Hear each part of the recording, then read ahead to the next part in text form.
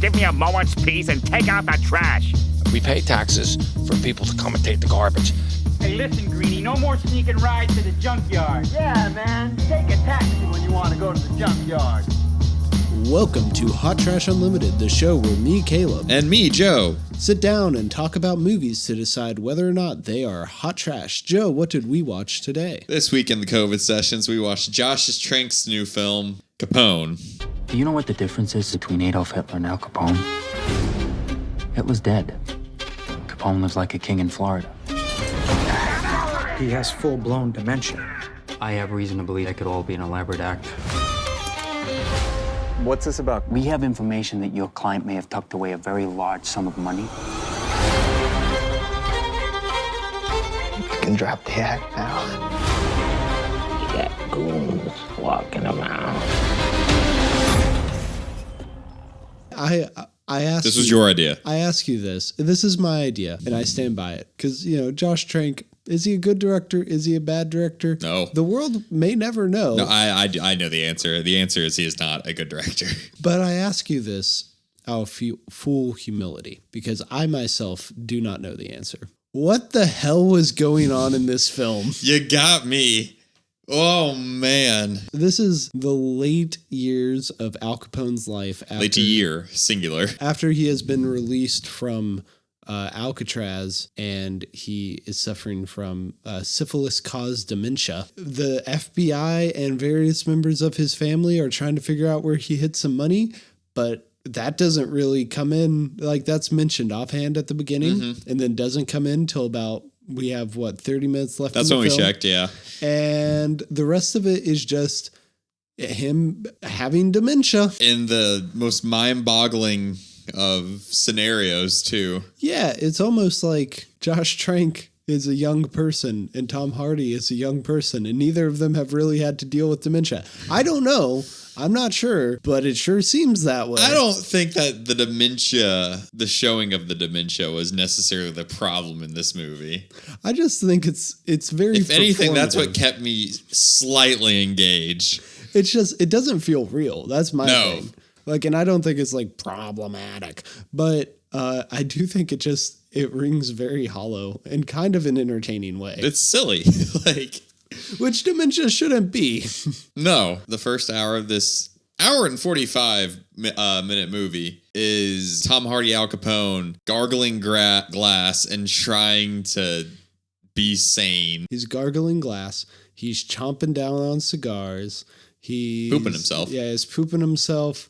He's seen flashbacks to a little boy with an it balloon. He stares at paintings for very long amounts of time. Stares at the water and freaks out. He imagines one of his old mob buddies having sex over the phone.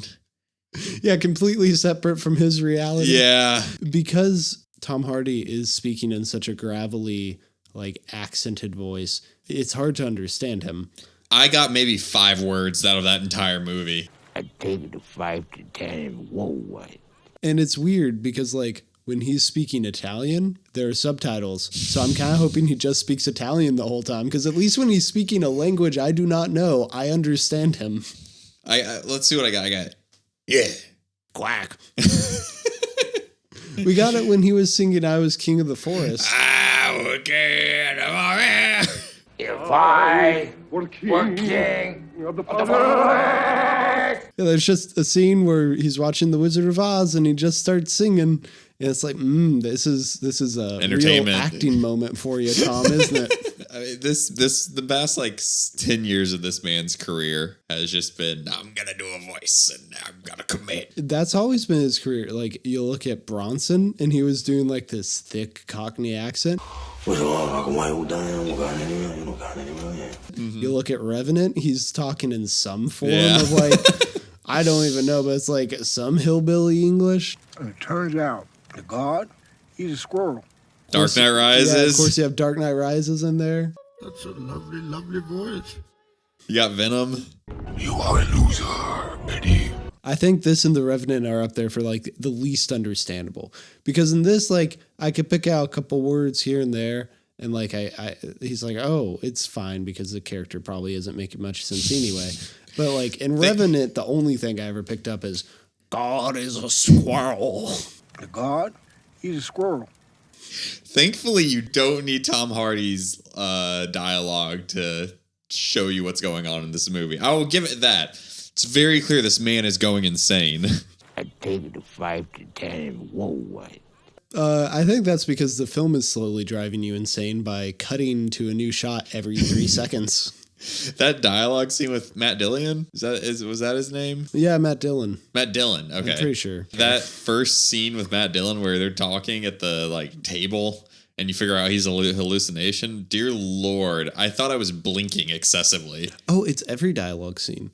And it's one of those things where it's not just where you're cutting between, the faces. Headshot, wide shots, headshot, new headshot, wide shot, painting, forest, alligator, headshot, tilted up headshot. It's everywhere. And then like there's that scene at the dinner table where Capone is freaking out. And it's supposed to be kind of real fast to like show you that there's tension, but it looks like any other shot in the movie where, oh my God. In my opinion, I'm still out on whether Trank is a good director or can be a good director. This is a bad movie, but but while I don't know if he's a good director, I don't know if he's a good writer. He certainly is not a good editor. Why would he give himself? That's his first credit in the opening credits. 10 minutes into the movie, I might add. I have to imagine that's like some union thing. But does an editing credit doesn't usually pop up in the opening credits is the thing. It's a union position, so I think it does. Does it? The point is, Josh Trank maybe bit off a little bit too much than he could chew coming back. For those of you who don't know, Josh Trank came onto the scene and was showing some promise. He made a movie called Chronicle, which was small but did well. And then he made Fantastic Four, which... Fanforstic. Yeah, Fanforstic, which was a terrible experience with everyone. He got in a fist fight with the lead actor. His dog destroyed millions of studio equipment. The studio tore the script from him and like reshot half of it. But it's one of those things where like, is this his fault? Is this the studio's fault? And he's kind of gone back and been like, yeah, some of it's me, some of it's the studio. It's one of those things where it just was a bad situation. And so I'm kind of down. I'd love to see him return. But if this is the kind of movies he's going to make, maybe not. This man was supposed to direct Star Wars at one point. We shouldn't get into Star Wars. At this point, that might not have been a bad idea. There's nothing going on in this movie. It's like churning butter. Slow, monotonous, like of the same thing over and over again. And like it feels like a workout at the same time. It's a lot to power through because you're kind of just sitting in it with Tom Hardy, who is equally confused at everything. But like Tom Hardy commits to a role, so he's going for it. Yeah. I also feel like this was just an excuse to like, I'm going to make Tom Hardy look like an idiot. I think Tom Hardy stick a carrot in his mouth. I'm going to put him in a diaper and a bathrobe with a gold Tommy gun. Yeah, but you have to wonder how much of that's Tom Hardy. Because like the whole him and Venom jumping into the lobster tank, apparently that was improvised. So you have to wonder just how much is Tom Hardy bored on set trying to figure out, it's like, I need to do this now. I need to choke on a carrot. Oh boy, I need to sing I Was King of the Forest. I love the doctor in this, played by Kyle MacLachlan. Stephen Colbert. But like whenever he's explaining Capone's condition to the family, it's like he's trying to do prop comedy. Yeah. He's like, ta-da, these are adult diapers. So I think we talked just for the sake of the podcast. Do you think there was actually money? Oh, yeah, that's interesting. It's hard to focus on the plot of this movie because it only exists for 30 minutes. Yeah. Yeah, I think there was probably money stashed away at some point, but it's probably not like a buried treasure. It's probably not $2 million. It was probably spread out. Well, isn't it like known that Capone was like a really big spender? Like he was not an investor. Well, yeah, he was a person who came into money because it's like, oh, I can sell alcohol. Yeah. Like he kind of lucked into crime. That was it wasn't easy. He was a true entrepreneur of his time. I don't want to make it seem like he wasn't a hard worker. I think it's one of those things where if anyone came into that much money so quickly, they would spend a lot. Yeah. Do you think, because I would actually say the premise of this movie is interesting, trying to figure out where this money is while dealing with a dementia-ridden man. Yeah. That's interesting. Do you think those 30 minutes show some promise? I feel like if they had gone more into, because I can see what they were trying to do. It's just that you have one scene with FBI trying to get info out of him, and then you have maybe 10 minutes total spread across the entire movie of the family trying to get it out. I feel like if he wasn't the center of the movie, and it was like more so centered on both sides, like the FBI and the family trying to fish out the info of this old man. Yeah, that's the other thing, because you also have like Capone's flashing back to the St. Valentine's Day massacre, and like he's worried about like his illegitimate son, which was a B plot we did not need. There were a lot of B plots we don't need, because we also have the one about the guy he's hallucinating, and how does any of this relate? And then you have the doctor who's working for the FBI. There's just a lot spread out, and it might be one of those things where the plot isn't all the movie. It's just it's spread so thin, you can't see it. Well, it's like minute of this subplot, minute of this subplot, minute of this. And it's like there's 10 going on, and every 10 minutes you go back to the first one. But it doesn't even feel like that busy of a movie. It feels like nothing's going on. Because in between all the subplots, you have 20 minutes of Capone just like hallucinating the weirdest stuff. This picture now has balloons in it. I'm sorry. His illegitimate son as a child is represented by balloons, I guess. And movies with balloons are ruined now, because all I can think about is it. Now, would you sit down and watch this with me, Joe? A crossover between Capone and It, where Pennywise is trying to scare the information out of him. But Pennywise is more terrified that this man does not have any idea of what is going on around him. How can you scare a man who's in a constant, like, state of confusion? You cut out your own eyes and hand them to him is how you do it. That's the answer. Such a goofy scene. Everything involving Matt Dillon's really goofy. The whole, any violence is goofy. Like, it's just so clear, like, we're not handing this guy a budget after what happened the last time he had a big budget, so we're going to make him work with pennies again. You saw the amount of credits on this movie. Like, so many companies had to get in on this to make it viable. Maybe that hurt the production. Maybe he took on the editing role because he didn't have money to pay a union editor. Yeah. Who knows? I thought you were going on a line of like, oh, maybe there was a little bit of studio interference in some shape or form. I was like, no, this seems very clearly one man's weird vision. Yeah, no, I'm not blaming the studios anymore. It's clear Josh Trank has some. Honestly, what it is it's probably there's a man who has not been able to like exercise his craft in 6 years or whatever. And he goes and he just picked a project that's way too hard for him to do. The reason I'm like so hesitant to call Josh Trank a bad director is because it's like, well, he's better than I am, right? Yeah. He has infinitely more experience than I do and probably a lot more potential. So I don't want to say he's bad, but I definitely think there's a element. He's been out of the game for a while, and he kind of bit off more than he could chew with this one. I mean, you have no one to blame but yourself when all the backlash of like Fanforstic happened. He just handled that in the wrongest way possible. But he came back and like he 6 years later. Yeah, but like, he was still rebounding. I say he's a young director. He makes a cameo in this. He doesn't look young. No. But it felt like me where it's like, yeah, of course you're that emotionally invested that you're making some dumb comments about it. But then like once you come back and your head's a little bit cooled. It's just a shame. It's a shame that this movie is what it is. What about the makeup in this?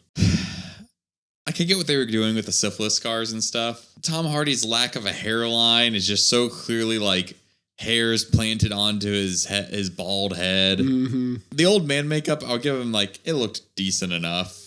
It's the hair where it really falls apart. I think the more stuff that they put on his face, the younger he begins to look. Yeah. And it's really bizarre. It's like it's Benjamin Button, but without Capone. There's like no notable performances in this movie. I'd say that Tom Hardy's notable, but I've seen him do this before. And better, too. Man, it sure is a blessing that Tom Hardy says absolutely no to nothing. With his 11 upcoming projects. So, Joe, is this good, bad, boring, hot trash? I think it's just bad with sprinklings, like with a really hot trash performance in the center of it. Yeah. Like this, I would not recommend this to anybody as like a movie to throw on and diss track it. But man, give me a supercut of Tom Hardy mumbling and like I'll be satisfied. No! If I were king of the forest. I want a 10-hour loop of him saying quack. I think that last 30 minutes, solid hot trash. Could be good. Yeah. If like that hour didn't precede it, but that hour like sets up for this explosion of hot trash. Mm-hmm. But overall, yeah, this is just a bad movie. Yeah. And like kind of a fascinatingly bad movie, but not enough that I would want to watch it or recommend it to another person. Oh, yeah, for sure. So do you think Josh Trank will make another movie after this? How much did it make?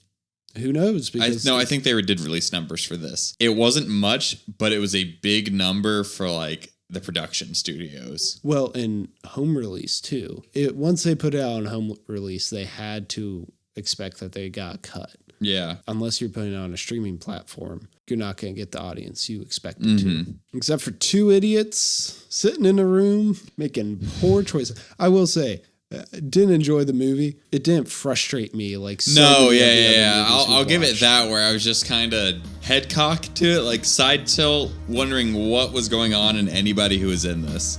Utter confusion. Yeah.